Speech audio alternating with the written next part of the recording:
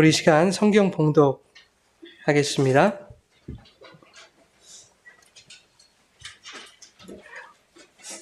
로마서 10장 1절부터 4절, 16절부터 18절입니다. 우리 자리에서 다 일어나셔서 주님이 우리에게 주신 말씀을 감사함으로 봉독하도록 하겠습니다. 형제들아, 내 마음에 원하는 바와 하나님께 구하는 바는 이스라엘을 위함이니 곧 그들로 구원을 받게 함이라.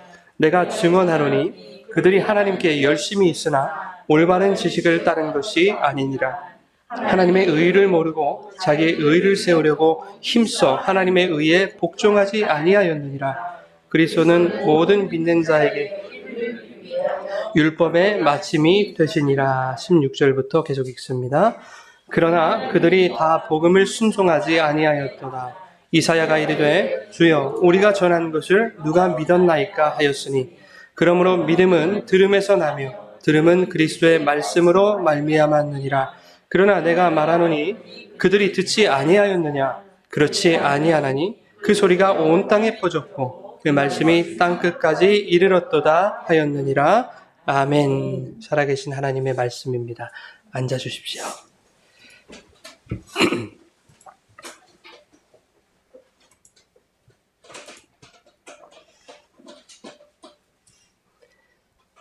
자,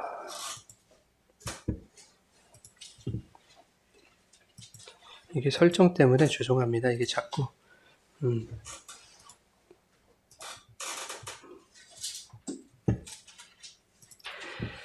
자, 말씀을 나누겠습니다. 할렐루야. 하나님 아버지와 예수 그리스도로부터 오는 은혜와 평강이 이 시간 여러분과 함께 하시기를 주님의 이름으로 축원합니다. 네, 오늘은 소리와 믿음이라고 하는 제목으로 말씀의 은혜를 나누겠습니다.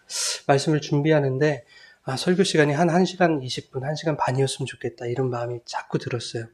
그러니까 분량이 해야 될 얘기는 많은데 시간은 한정되어 있으니까 마음도 조급해지고 좀 그렇습니다. 어떻게 1시간 반으로 좀 늘릴까요? 예배 말씀 시간을? 그건 좀 곤란하시겠죠? 알겠습니다. 네. 오늘 말씀은요, 지난주와 지지난주 말씀에 연결되는 말씀이에요.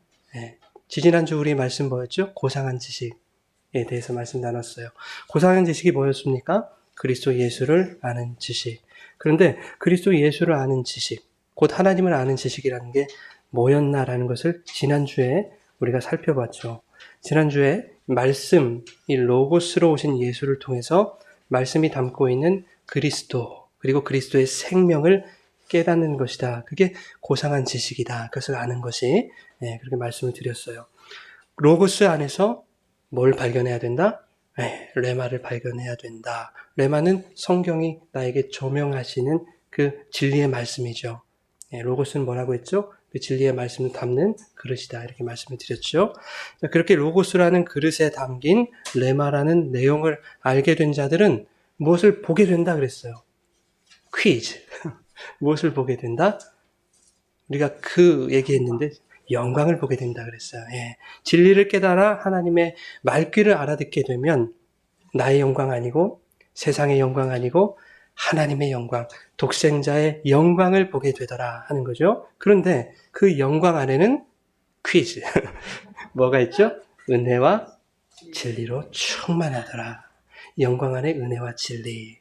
자, 그러면 그 은혜는 뭐고 진리는 뭐냐라는 것을 우리가 출애굽기 14장의 말씀을 가지고 말씀을 나눴어요. 14장에서 하나님이 이렇게 말씀하세요. 내가 애굽 군대와 그의 병거와 마병으로 말미암아 무엇을 얻을 것이다? 퀴즈. 영광을 얻을 것이다. 영광. 그렇죠? 그러니까 오늘 뭐 문제 내면 대충 영광 아니면 은혜, 진리 이렇게 대답하시면 되는 거예요. 아니면 청 모르겠으면 예수 그러면 되는 거예요.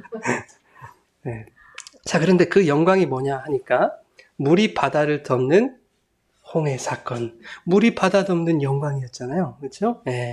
홍해 바다에서 선택하신 당신의 백성들을 구원하시기 위해 하나님이 물을 가르셨죠.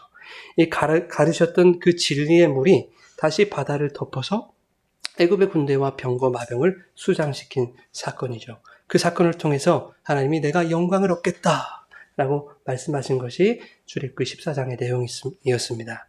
자, 애굽을 덮었던 그 진리의 물은 뭐였어요? 하나님의 심판이었어요. 그런데 동시에 그것이 이스라엘에게는 생명을 주시는 은혜였다라고 하는 거였습니다. 그렇게 그 진리의 심판, 즉 진리와 생명을 주시는 그 은혜가 함께 있더라. 언제나 동전의 양면처럼. 그래서 하나님의 이 영광 안에는 이렇게 진리와 은혜로 가득하더라 하는 것을 지난주에 말씀드렸습니다. 자, 지난주까지는 이제 복음의 원리적인 부분이었다면 오늘은 이 원리가 우리의 삶에서 어떻게 나타나야 되나라고 하는 것에 초점을 두고 지난주, 지지난주의 말씀을 계속 이어나가 보도록 하겠습니다. 여러분, 말이라는 것은 뭐죠? 누군가의 입에서 나와서 그 의미가 귀로, 소리로 들려지는 것, 이것을 말이라고 합니다. 즉, 이 소리라는 것은 말과 문자를 담고 있고 그것들은 각각의 의미와 뜻을 품고 있습니다. 그래서 소리를 듣는다는 것은 전하는 자의 그 글과 말의 의미를 이해하는 것, 그것을 말귀를 알아듣는 것이다. 지난주에 말씀드렸죠. 하나님이 우리에게 성경을 주셨어요. 이 말씀을 주셨는데 인간의 언어와 인간의 글로 된 이 성경을 주실 때에 하나님은 그것을 인간의 말이 아닌, 인간의 언어가 아닌 하나님의 소리로 듣기를 원하시고 우리에게 주셨을 것이다 하는 거예요. 그 소리 안에는 무엇을 넣어두셨을까요? 하나님의 뜻을 넣어두셨을 거예요. 하나님이 바라시는 그 어떤 의미들을 넣어두셨겠죠. 자, 시편 19편에 이렇게 말씀합니다. 시편 19편 우리 같이 한번 읽어볼까요?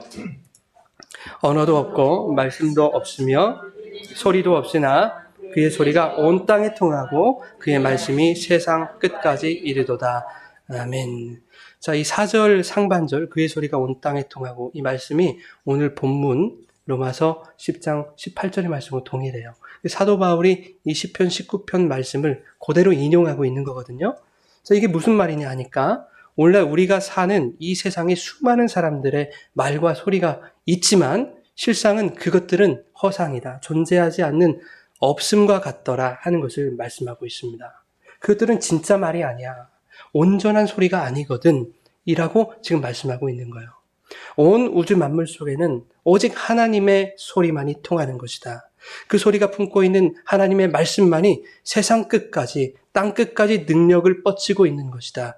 라는 것을 말씀하고 있어요. 그러니 오직 하나님의 소리에만 능력이 있는 것이다. 능력. 어디에만요? 하나님의 소리, 하나님의 말씀에. 네, 이 능력이 뒤나미스입니다. 기억해 주시기 바랍니다. 자, 여러분, 말의 힘이 가장 큰 사람을 뭐라고 부릅니까, 우리가? 이 사람이 말의 힘이 가장 커요. 왕이죠, 왕. 여러분, 왕게임 해보셨어요? 저는 해봤어요, 대학교 다닐 때. 왕이 시키는 대로 다 해야 돼요. 네. 아무리요, 말빨이 세고 세력, 힘이 있어도, 권세가 있어도, 왕의 말 한마디에 찍소리도 못하는 거예요. 그죠? 그래서 방금 읽은 시편 이 구절에서 말씀이라는 단어, 이 말씀이라고 단어가 나오죠? 그 단어가 말하다라는 이 말에서 유래했습니다. 그런데 그 어원을 찾아 들어가 보니까 이것이 왕을 의미하는 멜렉라고 하는 말에서 왔다라는 것을 학자들이 알게 됐어요. 즉, 말이라고 하는 것은 뭡니까? 왕의 것이다라는 거예요. 우리의 것이 아니에요. 말은 왕의 것이고 말의 최종 권위는 왕에게 있다라는 것을 의미하고 있는 겁니다. 그래서 하나님은 시편 기자를 통해서 우주 이 끝에서 저 끝까지 왕의 소리만 있는 거야. 나 하나님의 소리만 있는 거야. 라고 하는 것을 지금 시편 19편에서 오늘 본문에서 말하고 있는 거죠. 인간이 아무리 자신의 소리로 자신의 힘과 권위를 나타내려 하더라도 왕의 말 한마디에 찍소리 할 수 없는 것이 인간의 소리다. 그 찍도 안 되는 소리가 우리 인간의 소리, 인간의 말이다. 라고 하는 것을 본문이 보여주고 있습니다. 하나님은 인간들로 하여금 온 땅에 편만한 하나님의 소리를 듣기를 원하셨을 거예요. 그죠? 그러나 인간은 온 우주를 가득 메우고 있는 그 하나님의 소리를 뭘로 들어요? 나의 소리로 듣는 거예요. 그 소리를 나의 소리로 해석하고 나의 소리로 이해해서 자신의 지식 수준을 이해해서 인간의 소리로 다시 내뱉기를 원하는 게 우리들이란 말이에요. 그렇게 하나님의 소리를 나의 지식 수준으로 이해해서 인간의 말로 내뱉는 것을 그것을 죄라고 하는 거예요, 여러분. 이런 거죠. 선악과 따먹으면 안 돼. 그것은 너와 내가 의절하는 길이야. 의가 끊어져. 그것은 죽는 거야. 하나님이 이렇게 말씀하셨거든요. 정령 죽으리라. 그런데 여러분, 하나님의 이 말, 이 소리는 거기에 무슨 의미를 담고 있는 걸까요? 무슨 의미를 담고 하나님이 말씀하셨을까요? 이런 거겠죠. 선악과만 따먹지 않으면 너와 나의 그 의로운 관계가 온전히 영원히 유지될 수 있을 거야 라고 하는 그것은 희망적인 소리였다고요. 선악과는 절망이 아니에요. 그래서 선악과는 희망의 언어였어요. 그런데 이 소리를 사람이 이렇게 듣는 거죠. 아니 이걸 왜 못 따먹게 해? 이걸 따먹으면 내가 하나님처럼 될 수 있다는 것을 하나님이 아시니 그 질투하는 거 아니야? 그거 경계하는 거 아니야? 라고 나의 소리로 이해하게 되면 어떻게 해요? 선악과 따먹지요. 죄를 짓는다니까요. 말귀를 못 알아듣고 선악과를 따먹으면 이제는 하나님의 그 희망적이었던 소리가 어떻게 들리게 되는가? 창세기 3장 9절 10절 우리 같이 한번 읽겠습니다. 여호와 하나님이 아담을 부르시며 이르시되 하나님의 소리를 듣고 내가 벗었으므로 두려워하여 숨었나이다. 아멘. 이렇게 하나님의 소리를 나의 소리로 곡해하게 되면 하나님의 소리가 두려움으로 들리게 되는 거예요. 그냥 숨기에 바쁜 거예요. 그걸 숨고 끝나는 거예요. 여러분, 변화산에서 예수님 기도하시는데 용모가 변하는 사건이 있어요. 그죠? 옷이 휘어지고 막 광채가 막 나기 시작합니다. 갑자기 모세가 엘리야 뿅 나타나는 거예요. 그리고 모세, 엘리야, 예수님이 이 세 분이 뭔가 이렇게 대화를 하시는데 그 내용이 뭐였습니까? 예수님 언제 돌아가실 거예요? 예수님 십자가 지셔야 구원이 완성되는데 막 그 별세에 관한 이야기를 하셨다고요. 예수님이 돌아가실 것에 관해서 그들이 말씀을 나누셨다고요. 제자들이 깊이 졸고 있었어요. 그런데 베드로와 요한과 야고보가 그 놀라운 광경을 보자 잠이 확 따라는 거죠. 세상에 이게 무슨 일이야? 내가 지금 모세와 엘리야를 보고 있다니 이게 꿈이야 생시야. 뺨도 때려보고 얼굴도 꼬집어보고 그랬을 거 아니겠습니까? 여러분, 당시 유대인들은 이 모세와 엘리야를 예수님의 버금가는 그런 신성한 존재들로 여겼습니다. 그 위대한 성인들이 지금 내 눈앞에 있다는 것이 여러분 그 베드로에게 얼마나 황홀한 일이겠습니까? 그야말로 황홀경이죠. 그래서 성미 급한 베드로가 예수님께 이렇게 말해요. 우리가 여기 있는 것이 좋사오니 우리가 초막 셋을 줄 때 하나는 주를 위해서, 하나는 모세를 위해서, 하나는 엘리야를 위해서 지읍시다 이렇게 말하는 거예요. 그런데 베드로가 이 말을 한 시점이 굉장히 중요합니다. 성경에 보니까요. 두 사람이 떠날 때에 베드로가 예수께 여짜오되, 그러니까 두 사람이 떠날 때 예수님께 그런 말을 했다라는 거예요. 이렇게 기록하고 있는데 여기서 말하는 두 사람이라고 하는 분은 누굴까요? 모세와 엘리야겠죠? 예. 이 황홀경을 놓치고 싶지 않은 거죠, 모세는. 정작 예수님 거기 계신데 나머지 두 사람이 집중하고 이분들이 사라지면 안 될 텐데 그 둘을 놓치기 싫은 것입니다. 그러니 예수님은 보이지 않는 거예요.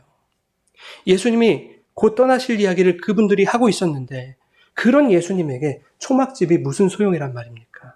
모세와 엘리야를 위한 초막만 세우자고 하기가 미안하니까 그냥 예수님 것도 지읍시다 했던 것 같아요. 제 추측에. 그랬을 소지가 큽니다. 베드로라면. 자, 누가복음 9장 33절 우리 같이 한번 읽어보시겠습니다. 두 사람이 떠날 때에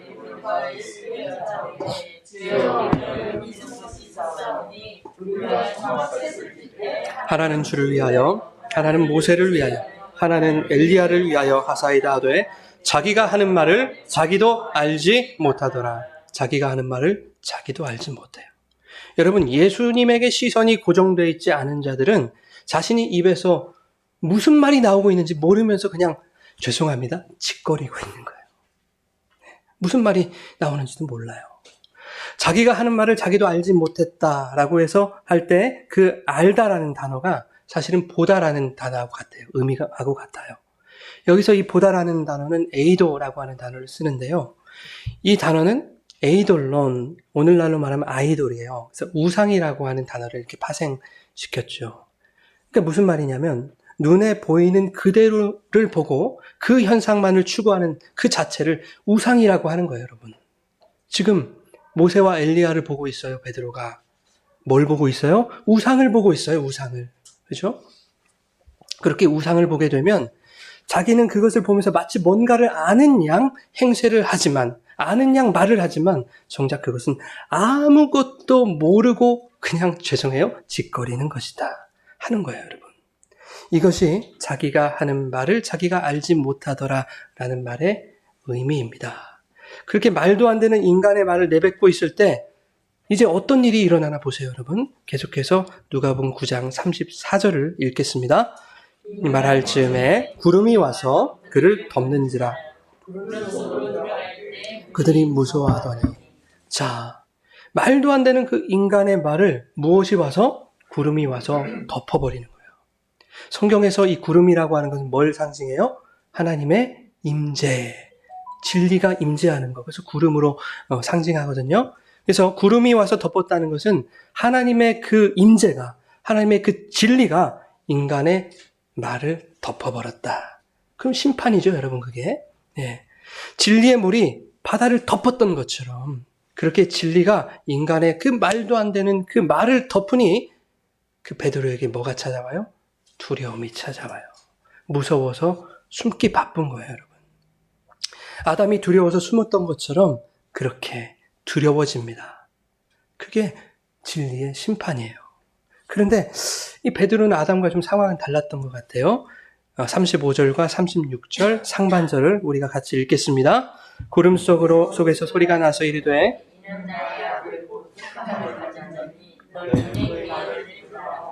소리가 그침에 오직 예수만 보이더라. 아멘. 구름 속에서 무엇이 나요?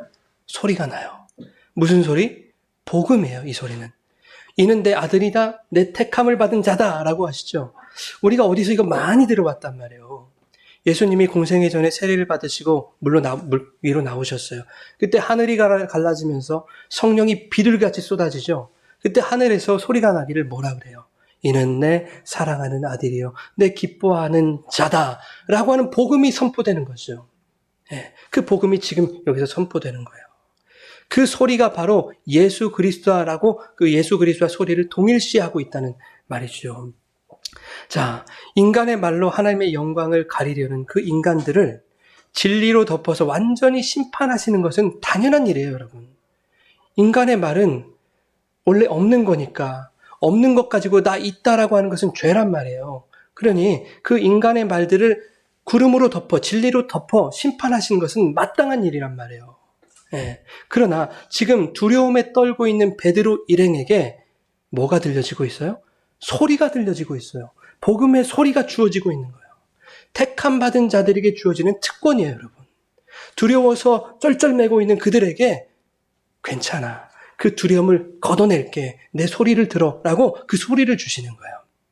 복음의 소리가 들려오자 어떻게 돼요? 두려웠지만 이제는 오직 예수만 보이더라. 그러니 그 말을 들어, 예수의 말을 들어 라고 하는 거예요. 그래야 그를 볼 수 있으니까 라고 하는 뜻입니다. 여러분, 우리가 말씀을 통해 복음의 내용을 깨닫는다면 우리는 내 생각, 내 뜻, 내 말, 내 능력, 이런 것들 의지하지 않을 겁니다. 수많은 스펙이 나를 포장하고 있다 하더라도 예수의 말씀에 집중하고 있는 사람들은 주님을 보게 될 거예요. 내 스펙 보지 않습니다. 스펙이 뭐가 중요해요? 스펙으로 치자면 사도 바울처럼 스펙 좋은 사람이 어디 있어요? 여러분 다 아시겠지만. 그런데 지지난주인가요? 그 사도 바울이 나 예수를 얻기 위해서 나의 모든 스펙 뭐로 여긴다고요? 배설물로 여긴다. 네, 그것을 해로 여기겠다 이렇게 말하고 있거든요. 자, 오직 그 예수만 보이더라. 여러분, 거기서 이 보다라는 단어는 앞에서 말씀드렸던 에이도라는 단어와 다른 단어예요. 어떤 단어냐면 호라오라는 단어를 사용하고 있어요. 여러분에게 여러 번 설명드린 단어거든요. 이 호라오라는, 보다라는 단어는 보지 않아도 깨달아 아는 것, 그것을 본다, 호라오 하는 거예요. 지금 오직 예수를 깨달아 알게 되는 거예요. 복음을 들으니까, 그 레마를 들으니까 그 예수가 이분이지라고 하는 것을 깨달아 알게 되는 거예요. 복음이 들리면 여러분 오직 예수만 보여요. 그 예수가 호라오로 깨달아 알게 되는 것입니다. 자, 예수님의 용모가 변하는 그 영광스러운 장면에서 이제 무슨 말인지도 모르는 그 인간의 말이 끼어들어요. 베드로의 그 말이 끼어들었잖아요. 예, 초막을 세워서 모세와 엘리야를 붙잡아 두겠다라는 거 아니겠어요? 예, 지금 이 황홀경을 오래도록 누리고 싶다라는 거예요, 베드로는. 베드로의 이 마음은 누구의 마음과 같을까요? 선악과 따먹으면 나도 하나님의 지위를 가질 수 있을 것 같은데 라고 하는 아담의 마음하고 똑같은 거예요, 여러분. 그것은 심판받아 마땅한 거죠. 예, 그렇다면 베드로의 일행도 분명히 심판을 받아야 한단 말이에요. 그럼에도 불구하고 그들에게 지금 뭐가 주어져요? 복음의 소리가 주어졌다 라고 하는 거예요. 심판받아야 마땅하지만 그들에게 복음을 주셨다면 그 심판은 누가 감당해야 될 거 아니겠어요? 그 심판의 몫은 누구냐? 바로 예수님이다라고 하는 것을 지금 모세와 엘리야와 예수님의 대화 가운데서 좀 얘기하고 있잖아요. 예수님 언제 돌아가실 거예요? 예수님의 별세에 관해서 이야기하고 있죠. 예, 그것으로 그 모든 심판은 예수님이 감당하시는 거야 라고 하는 것을 보여주고 있는 거예요. 그러니 이 변화산 사건은 베드로가 받아야 할, 인간이 받아야 할 인간의 말에 대한 그 심판을 예수님이 받으시고 베드로에게, 우리들에게, 성도에게 은혜가 주어지는 것을 그리고 있는 장면이다라고 하는 것입니다. 자, 그런데 이 진리의 심판과 은혜의 사건이 무엇 안에서 벌어지고 있는가? 여기 진리와 은혜가 나타났다는 걸 여러분 지금 캐치하셨습니까? 예, 심판이 있어야 되잖아요. 진리의 심판. 근데 은혜가 주어졌잖아요. 베드로에게. 자, 이 진리의 심판, 진리와 은혜가 지금 어디서 벌어지고 있느냐고요. 그것을 우리 9장 31절에서 살펴보도록 하겠습니다. 같이 읽겠습니다. 영광 중에 나타나서 별세하실 것을 말했세. 아멘. 어디 안에서? 주의 영광 안에서. 주의 영광 안에서 이 진리와 은혜가 지금 설명되고 있어요. 인류의 죄를 대신하여 진리의 심판을 받으실 그 예수님의 죽으심과 그 십자가 은혜로서 택하신 자들에게 주어질 그 영생, 그 은혜가 어디서? 지금 이 영광 안에서, 영광의 장면 안에서 설명되고 있더라 하는 거예요. 독생자의 영광을 보니 그 안에 뭐가? 은혜와 진리로 충만하더라. 요한복음 1장의 말과 너무 동일하지 않습니까? 자, 선악과 이야기로 한번 다시 돌아가 보죠. 하나님의 소리를 잘못 이해하면 선악과 따먹는 죄를 우리가 지을 뿐만 아니라 죄의 열매들이 맺히기 시작합니다. 창세기 3장 11절에서 13절까지 우리 같이 읽겠습니다.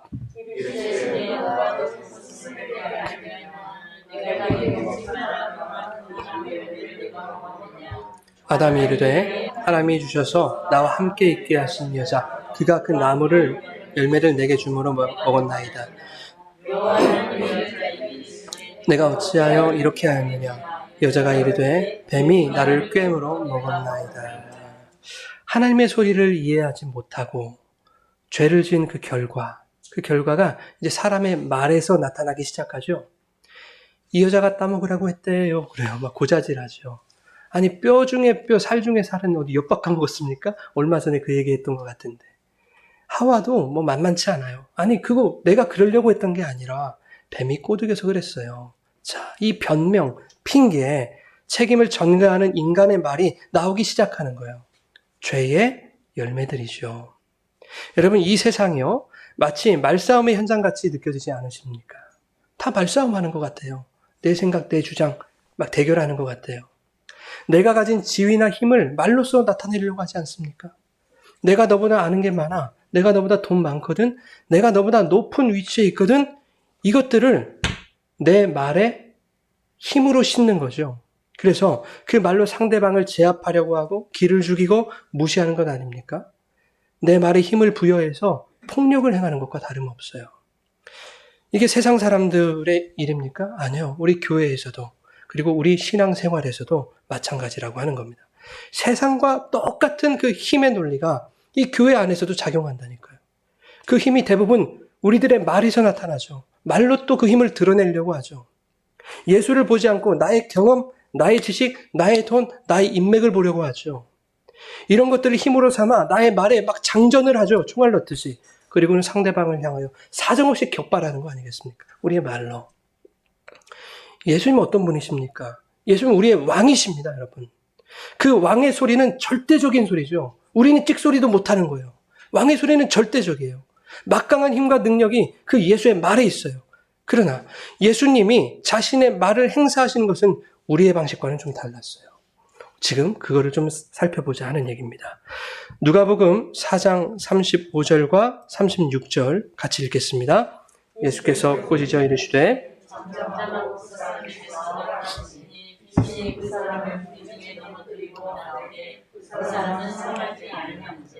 다 놀라 서로 말하여 이르되 이 어떠한 말씀인고 권위와 능력으로 더러운 귀신을 명하며 나가는도다 하더라. 아멘. 예수님이 말씀하시자 귀신이 나갔어요. 놀란 사람들이 이렇게 얘기하는 거예요. 호들갑을 떨면서 야 이거 도대체 무슨 말씀이냐. 여기서 이 말씀이 로고스라는 단어거든요. 이 로고스는 도대체 뭐냐? 호들갑을 떠는 거예요. 그렇게 묻는 자신들의 입으로 또 대답까지 해요. 뭐라고요? 권위와 능력으로 귀신을 쫓은 것이다. 이렇게 얘기해요. 자, 그의 말은 그냥 말이 아니다는 거예요. 그냥 로고스가 아니라 권위, 이 권세거든요. 엑수시아라고 하는 단어예요. 이 권세와 능력, 디나미스를 가진 말이다. 엑수시아와 디나미스를 가진 로고스가 바로 예수의 말이다. 그 소리다. 라고 말하고 있어요. 여러분, 이 엑수시아, 디나미스를 잘 기억하세요. 엑수시아는 권세, 디나미스는 능력. 예수님이 여러분 말씀으로 못하실 일이 있을까요? 없어요. 귀신만 쫓아내셨겠습니까? 아니죠. 모든 인간이 피할 수 없는 인생 최대의 문제가 뭐예요? 죽음이라는 문제예요. 그 죽음도 주님의 말씀을 거스르진 못해요. 죽은 나사로의 무덤 앞에서 예수님이 말씀하시죠. 무덤에 돌을 옮겨라. 그랬더니 누이 말에다가 이렇게 말하죠. 주여, 죽은 지 나흘이 지났습니다. 지금 썩은 내가 풀풀 나기 시작했어요. 뭐 하시려고요? 이게 마르다의 반응이었단 말이죠. 예수님이 이렇게 말씀하세요. 요한복음 11장 40절 함께 읽겠습니다. 예수께서 이르시되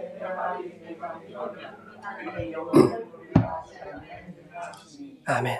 내가 믿으면 하나님의 영광을 보리라 하지 아니하였느냐. 뭘 본다고요? 영광을. 그럼 영광 안에 있는 뭣도? 은혜와 진리도 보겠네요. 자, 썩고 냄새나는 시체에 주목하지 말라는 거예요. 주님의 말씀을 믿으면 하나님의 영광을 본다.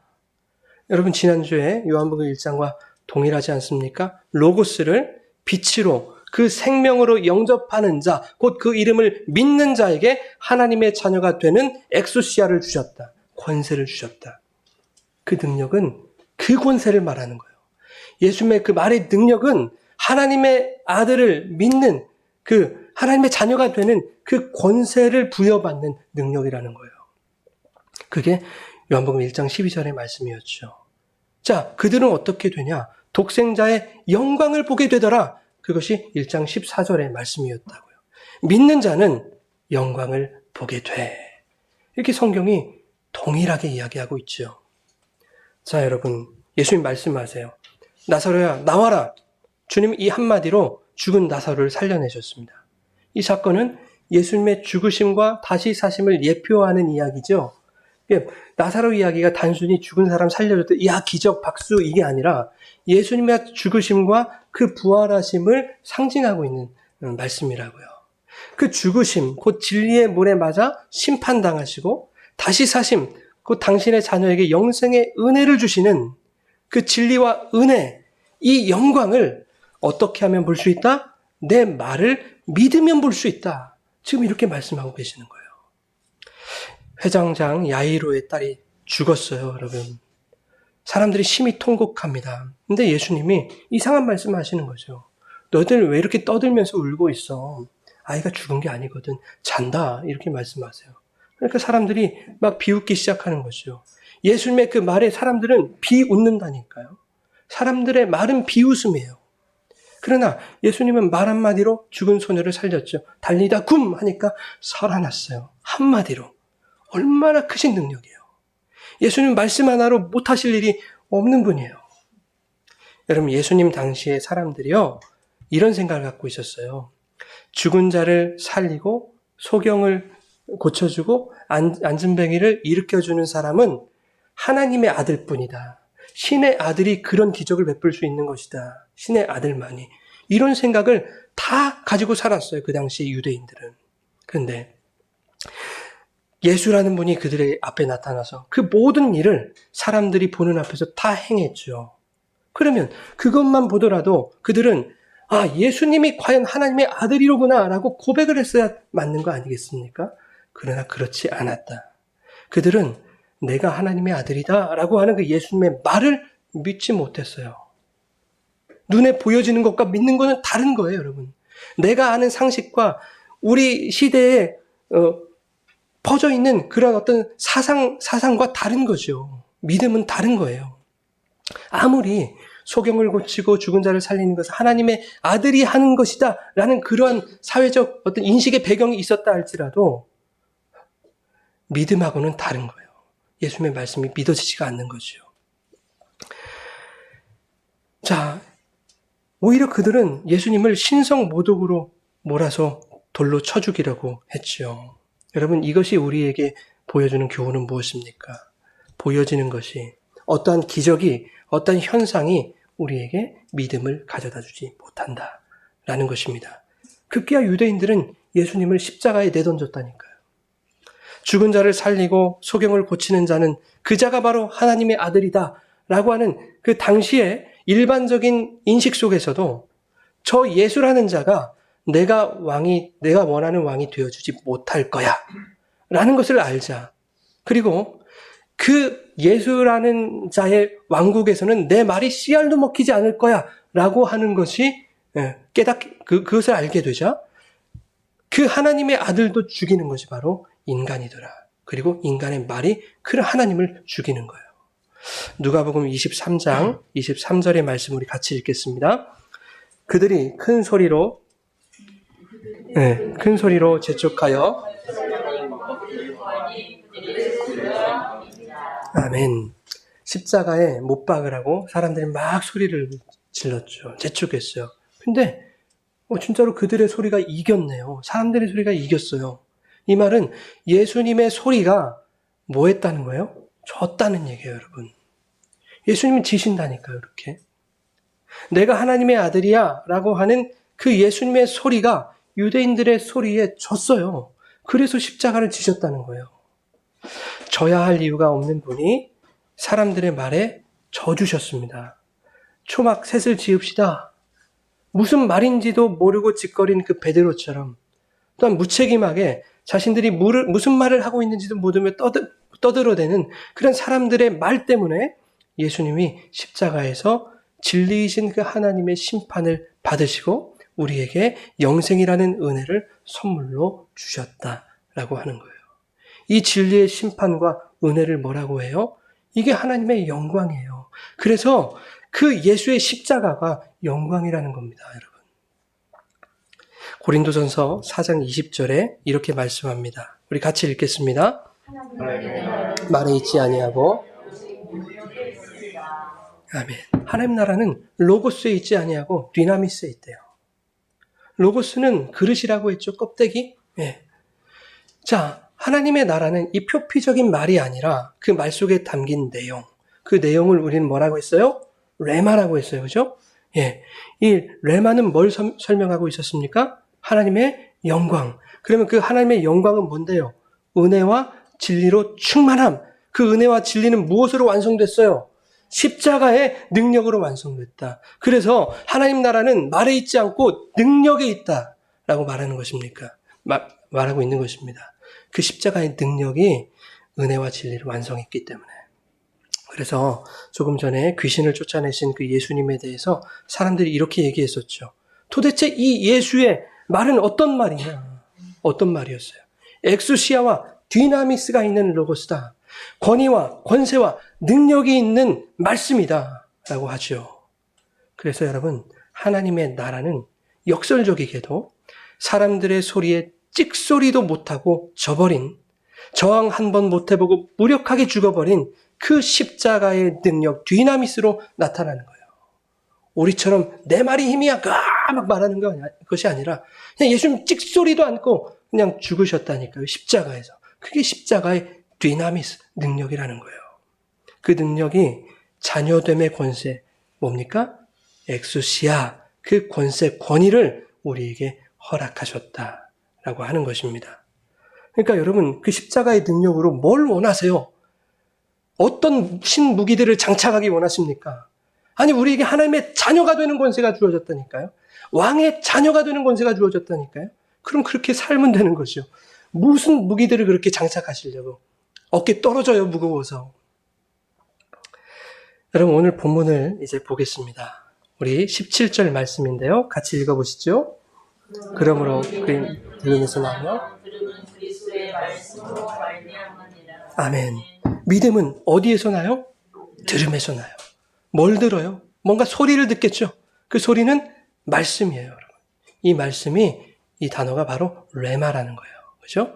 그러니 믿음이라는 것은 그리스도의 말씀, 즉 레마로 말미암는 것이다.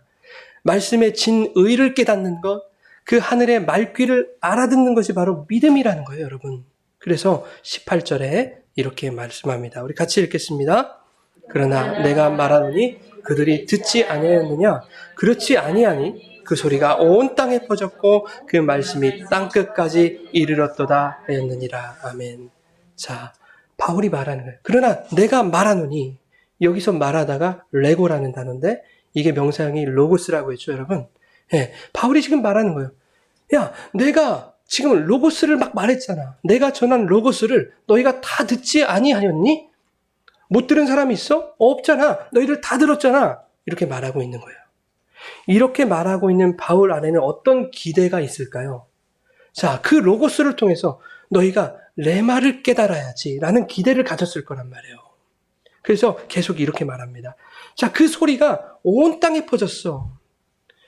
그 소리는 뭐예요? 말씀이죠. 그래서 그 말씀이 땅끝까지 이르렀어 라고 바울이 지금 얘기하고 있죠.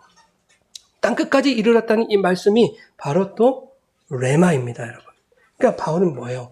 나는 지금 로고스로 너희에게 막 말을 하고 있지만 땅끝까지 능력이 행사되는 그 말은 레마니까 너희가 이 로고스를 듣고 레마를 깨달아야 돼 라고 지금 말하고 있는 거예요.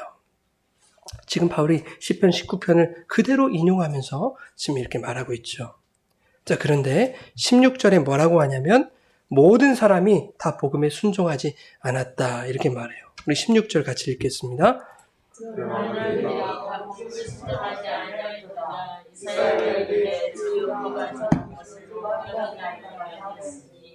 아멘. 여러분, 모든 사람들은 누구를 말할까요? 뭐 헬라인, 유대인 이런 걸 떠나서 로고스를 들은 사람들이죠. 예. 근데 이 로고스를 들은 사람이라고 해서 모두가 진리에 순종하는 건 아니다. 오늘날 우리에게 적용한다면 무슨 뜻이에요? 여기에 예수 믿는다고 수많은 교회들의 수많은 성도들이 앉아있는데, 그래서 말씀을 듣는다고 하고 있는데 그 안에 진짜 순종하는 자는 없더라. 순종하는 자가 없대요. 다 순종하는 게 아니래요. 지금 이 말을 하면서 바울이 이사야의 말을 지금 인용하고 있습니다. 이사야 53장 말씀을 인용하고 있는데요. 이사야 53장 내용 여러분 잘 아시듯이 고난받는 종의 이야기예요. 고운 모양도 없고 풍채도 없고 우리가 보기에 흠모할 만한 것도 없다. 그 예수를 말하는 것이고 자신이 찔리고 상함을 받으심으로써 우리에게 평화와 나음을 주신 그 예수에 대한 이야기가 53장의 이사야 53장의 이야기입니다. 그 이야기를 지금 인용하면서 선지자의 그러한 말을 듣고도 그 당시에 믿지 않았던 그들처럼 내가 전한 이 로고스를 듣고도 레마를 깨닫지 못하는 자들이 있다. 믿지 못하는 자들이 있다라고 하는 것을 지금 바울이 설명하고 있는 거예요. 듣는다고 해서 다 믿는 것이 아니다. 다 순종하는 것이 아니다라는 것이에요. 여기에 개신교의 중요한 교리가 담겨 있죠. 믿음은 관념이 아니라는 거예요. 믿음은 나의 신념을 관철하는 나의 어떤 행위가 아니라는 거예요. 믿음은 나의 행위의 결과물로서 그 믿음을 증명하는 것도 아니라는 거예요. 믿음은 뭐예요? 순종이라는 거예요. 믿음은 순종. 그래서 제사보다 순종이 낫다라고 말씀하는 것입니다. 말귀를 알아들으면 그에 따른 반응이 우리의 행동에서 나타나게 되어 있는 거예요. 아버지가 방에 들어가셨다. 아버지 방에 들어가셨다. 지난 기억나시죠? 에이, 아버지가 어떻게 가방에 들어가셔. 진짜 가방에 들어가실 일이 생긴다니까요. 그러니까 말귀를 알아들으면 나의 행동이 어떻게 나타나야 될지가 결정이 돼요. 그래서 야고보는 행함 없는 믿음, 죽은 믿음이다. 이렇게 말하고 있죠. 자, 여러분 본문 2절과 3절 같이 한번 보겠습니다. 내가 증언하노니 그들이 하나님의 열심을 있으나 올바른 지식을 알지 아니니라.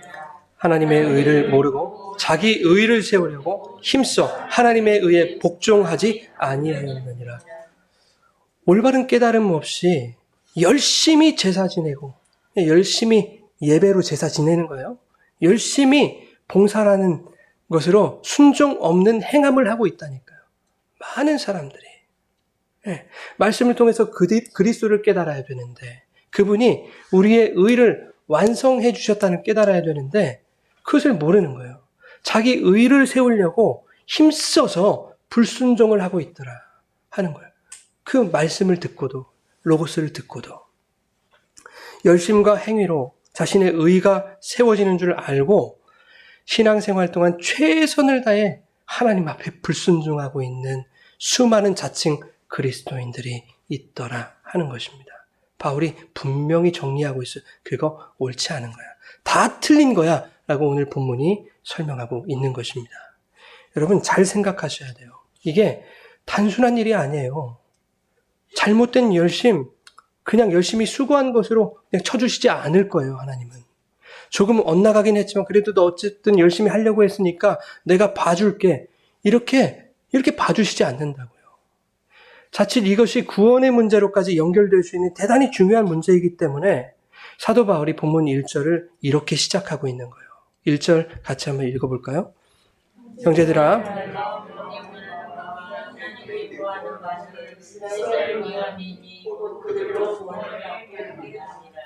무슨 말이에요? 형제들아, 제발 내가 지금 로고스 말하고 있잖아. 이 로고스로 그 진리를 좀 깨달아야지. 레마를 깨달아야지. 그리고 그 진리의 소리가 우리의 의를 완성하신 예수 그리스도에 대해서만 말씀하고 있다는 것을 깨달아 알고 그 예수를 믿어 구원에 이르러야지 라고 하는 거예요. 자신의 열심과 행위로 되지도 않는 의를 세워보겠다고 불순종하지 말라는 거예요. 내가 지금 너희들에게 이렇게 장황하게 얘기하고 있는 것은 다른 게 아니다. 너희들의 구원을 위하여 내가 얘기하고 있는 것이다. 내 관심은 오직 너희의 구원이야 라고 하는 것입니다. 여러분, 행위가 중요치 않다는 게 아니에요. 우리 헌신 봉사목이 중요치 않다는 게 아니에요. 아니, 말귀를 알아들어야 그 올바른 행위가 나올 거 아닙니까? 그죠? 그런데 깨닫지 못하면 그가 하는 모든 행인들은 모두 배설물만 배태해 놓는 것이다 하는 거예요. 그래서 그 예수를 좀 알자. 그 예수를 좀 알아라. 성경은 이렇게 얘기하고 있는 것이죠. 제가 몇 달이 걸쳐서 아는 이제 목사님이 계신데 들은 분도 계실 거예요. 그분이 침례교 목사님인데 목사 안수를 받으시고 얼마 지나지 않아서 청빙을 받으셨어요. 한 300명, 400명 되는 교회로. 근데 한 6개월도 안 되죠. 심부를 좀 하시다가 쫓겨나셨어요. 교회에서. 말 그대로 그냥 쫓겨나신 거예요. 그 이유를 봤더니 이유가 이거예요. 목사님은 항상 예수만 말한다는 거예요. 장로님, 성도님들이 그러더라는 거예요. 목사님 왜 매 설교마다 예수 얘기하고 왜 매 설교마다 진리, 복음 이런 것들만 얘기하냐. 이게 불만이 되는 거예요. 어떻게 하면 우리가 세상에서 잘 살아갈 수 있는지, 어떻게 하면 복을 받을 수 있는지, 어떻게 하면 성공할 수 있는지 그 비결을 좀 알려줘야 되지 않냐. 희망적이고 긍정적인 그런 어떤 이야기를 해줘야 우리가 힘을 얻지. 맨날 예수 얘기만 하고 말이지. 해도 너무하지. 적당히 해야지. 이러는 거예요. 그러면 예수 얘기만 하면 우리가 무슨 힘이 나겠냐고. 여러분 이게 말이 됩니까? 그 교회는 이제 큰일 났어요, 여러분. 목사는요, 성도들이 세상에서 잘 살아가라고, 복 받으라고 예수를 전하는 거예요. 그 예수가 성도의 유일한 소망이고 희망이고 유일한 복이라서 그 예수만 전하는 것 뿐이에요. 그런데 그런 말을 하는 성도는 도대체 믿음이 있는 거예요? 없는 거예요? 수많은 설교를 들으면서 과연 그들이 레마를 깨닫고 그 안에 있는 진리와 은혜, 하나님의 영광을 발견했을까? 저는 아니라고 봐요. 목사님이 쫓겨가시고 이런 말씀을 하셨다고 해요. 가슴이 아픈 것 하나가 있고 감사한 게 하나가 있대요. 가슴이 아픈 것은 그래도 내가 6개월 동안 심무했는데 내가 설교한 그 설교를 듣고 성도들이 깨닫지 못했다는 그것이 너무 가슴 아픈 거예요. 근데 감사한 건 뭐예요? 그럼에도 불구하고 끝까지 예수 그 복음만 증거할 수 있어서 그것이 감사했다라고 하는 거예요. 뭉클하지 않습니까, 여러분? 그 얘기를 들으면서 제 안에 들었던 생각은 이거예요. 우리 교회 성도들은 정말 복음도 잘 깨닫고 그 안에서 예수의 진리를 잘 믿어 정말 구원에 이른 그런 성도가 되게 잘 인도해야 되겠다 그런 마음이 들었어요. 또 하나는 우리 교인들이 목사를 내쫓는 일이 없었으면 좋겠다 이런 기대도 한번 가져봤습니다. 근데 여러분들의 눈빛이 조금 이상하셔가지고 제가 땀이 삐질삐질 나는데 그렇습니다. 좌관. 여러분은 어떤 소리를 기대하십니까? 여러분 이 강단에서 뭘 들려주기 원하세요? 여러분에게 기쁜 소식, 희망적인 소식은 무엇입니까? 세상에서 복받고 성공하는 비결 뭐 이런 거 기존 교회들에서 많이 들어보셨어요, 여러분? 안 들어보셨습니까? 많이 들어보셨지만 그런 소리가 여러분의 신앙에 어떤 도움이 됐습니까? 그런 소리를 붙들고 여러분이 살아갈 때 여러분의 삶에서 어떠한 능력이 나타났습니까? 어떤 능력이 나타났어요? 오히려 예수 믿는 신앙이 요행으로 변질되지 않았습니까? 여러분, 그런 성공하는 비결들 많이 들었는데 그렇게 살려고 애들 많이 쓰셨잖아요. 그러면 우리는 다 재벌되고 갑부됐어야 되는데 우리는 이렇단 말이에요. 이것도 참 감사하고 좋은데 그게 아니란 말이에요, 여러분. 십자가의 능력, 그 디나미스는 우리에게 하나님의 자녀가 되는 엑수시아, 그 권세를 주시는 거예요. 그 권세를 주신다는데 정말 우리는 십자가의 능력을 뒤집어 쓴 채 하나님의 그 권세를 가진 자녀들로 살아가고 있냐고요. 오늘 본문이 말씀하죠. 우리의 행위로는 어떠한 의로움도 쌓을 수 없다. 오히려 그것이 불순종이며 믿음 없음이다 라고 증언하고 있죠. 그런데 우리는 나의 의를 쌓으려고 노력한단 말이에요. 뭔가 성과도 올리고 열심히 봉사도 해서 그렇게 어떤 장도 되고 교회 어떤 리더도 되고 그렇게 신앙의 급수를 올려서 올릴 수 있다고 생각하는 거예요. 신앙의 급수를. 그래야 내 말이 이 무리 안에서 먹힐 것이고 내 지위가 올라간다고 생각하는 것 같아요. 이 교회 안에서 말이죠. 여러분 근데 이것이 잘못됐다라는 것을 여러분 다 아시죠? 그게 뭐가 잘못이야 하는 분 계세요? 한 분도 안 계실걸요? 여러분 다 알고 계신단 말이에요. 그러면 우리는 변화해야 되지 않겠습니까? 변해야 되지 않겠어요? 근데 변하기가 싫은 거예요.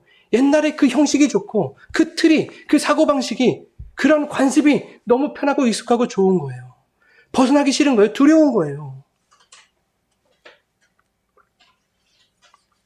우리의 생각, 우리의 경험, 우리의 고집, 우리의 관습 심지어 우리가 지금까지 쌓아왔던 지난날의 모든 신앙생활이라는 이름으로 정당화했던 모든 종교생활 다 내려놔야 돼요. 수십 년 동안 신앙생활하면서 뭐 이렇게 저렇게 봉사도 하면서 자부심도 느끼고 긍지도 느끼고 재미도 느끼고 하는 그 모든 것들도 다 내려놓으셔야 돼요. 처음부터 시작하셔야 돼요. 다 내려놓고 여러분 제발 그 주님의 진리의 말씀에 빠지세요. 그래서 성령이 조명하시는 그 레마의 말씀이 여러분 안에 깨달아지기를 원합니다. 그 깨달음을 통해서 여러분의 삶에서 성령의 열매로 그 복음의 진수가 좀 나타나기를 여러분 주님의 이름으로 정말 간절히 축원합니다. 여러분 유대인들의 죽음에 관련한 이 사상 속에는 이런 게 있어요. 유대인들은 죽은 지 3일 안에 죽은 자가 살아날 수도 있다라고 하는 그런 생각을 가졌습니다. 그런데 나사로는 죽은 지 며칠이 지났어요? 4일이 지났단 말이에요.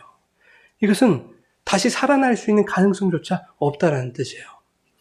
예수님, 나사로 죽은 지 지금 4일이 넘었거든요. 시체 썩는 냄새 안 납니까? 주님 어떻게 하시게요? 그 못 살려요. 이거 상식이잖아요. 여러분, 우리의 믿음이 혹시 이런 수준 아닙니까? 나의 경험, 나의 지식, 세상의 통념, 세상의 상식과 원리와 원칙. 여러분, 예수님이 그러한 것들의 제약을 받으실 분입니까? 그렇지 않아요. 물론 우리의 믿음이 그러한 세상의 상식이나 원칙들을 무시해서는 안 되겠지만 분명한 것은 우리에게 주신 믿음은 그것들을 초월하는 것이다 하는 것을 여러분 기억하시기 바랍니다. 내 말이 네가 믿으면 하나님의 영광을 보리라 하지 아니하였느냐. 여러분, 이 말씀을 통해 예수를 바라보시기 바랍니다. 예수를 믿어 하나님의 영광을 보십시오. 그 속에 있는 진리와 은혜를 여러분 깨닫고 누리시길 바랍니다. 여러분, 본문 4절만 보고 마치도록 하겠습니다. 4절 읽겠습니다. 그리스도는 모든 믿는 자들이 그를 믿기 위하여 율법의 말씀이 되십니다. 아멘. 우리로서는 불가능한 그 의를 완성하시기 위해서 율법의 마침이 되셨다. 너희가 너희의 인생, 너희의 신앙생활을 마침표 찍을 수 없거든. 너희는 이상하다. 너희의 어떤 재능이나 너희의 실력이나 너희의 어떤 돈이나 너희의 어떤 말의 권세, 이러한 것들로 너희의 인생이 좌지우지 된다고 생각하는데 그런 것들로 너희의 인생을 마침표 찍을 수 없어. 마침표는 내가 찍는 거야. 이 말씀인데 여기에서 그 마침이라는 단어가 뭘까요? 여러분들 잘 아시는 말씀, 테텔레스타이. 뭐죠? 다 이루었다. 그 텔로스, 십자가의 완성을 말씀하신다고요. 그 완성을 어떤 자들에게 주시겠다는 겁니까? 모든 믿는 자에게 주신다니까요. 여러분, 그러니까 진짜 믿음을 가지셔야 돼요. 진짜 믿음. 여러분, 이 예수의 이 소리를 들으시고 정말 예수를 믿으십시오. 예수님이 그런 믿음을 가진 여러분의 믿음의 경주 속에 하나님의 영광으로, 영광 속에 그 은혜와 진리로 주어지는 영생으로 분명히 마침표를 찍어주실 거예요. 완성하게 해주실 거예요. 그러니까 주님만 붙드세요. 그 십자가의 능력만 붙드세요. 그리고 그 십자가의 능력이 주시는 자녀된 권세, 엑수시아를 가지고 살아가세요. 당당하게. 다른 세상 사람들과 비교하지 말고. 그럼 제가 하나만 말씀드리고 이제 나중에 진짜 하나만 번뜩 이제 생각나서. 여러분, 이세벨에게 쫓기잖아요. 누가? 엘리야가 쫓겨서 막 도망가죠. 로뎀나무 아래서 나 죽여달라고, 여기까지 됐다고, 죽여달라고 하나님이 천사 보내서 먹이시고 막 회복시키시고 40주야를 걸어서 이제 호렙산으로 가네요. 호렙산 앞에 하나님 앞에 세우는 거예요. 하나님이 엘리야를 대면시키시는 거예요, 자신과. 그런데 그 앞으로 뭐가 지나가요? 크고 강한 바람이 지나가요. 그 안에 하나님 계셨어요, 안 계셨어요? 없었어요. 그리고 강력한 지진이 일어났어요. 하나님 계셨어요, 안 계셨어요? 안 계셨어요. 불이 막 일어납니다. 활활 타오르는 불. 그 안에도 하나님이 안 계셨어요. 그리고 그 불 후에 세미한 소리가 났다. 그때 엘리야의 반응이 뭔지 아세요? 자기의 겉옷으로 얼굴을 가렸다요. 여러분, 크고 급한 바람이 불어도 엘리야는 서 있었어요. 지진에도 서 있었단 말이에요. 그 큰 불이 일어나도 엘리야는 서 있었어요. 근데 세미한 소리, 하나님의 그 소리에 얼굴을 가렸어요. 두려워서. 그런데 하나님 계속해서 그 소리를 들려주시죠. 괜찮아. 당연한 거야. 그런데 이 두려움은 내가 감당할 거야. 그 가린 손을 내려주시죠. 하나님. 자, 7,000명을 내가 예배해 놨어. 이게 하나님의 말씀이에요. 세미한 소리. 콜데마마다. 하나님. 무엇이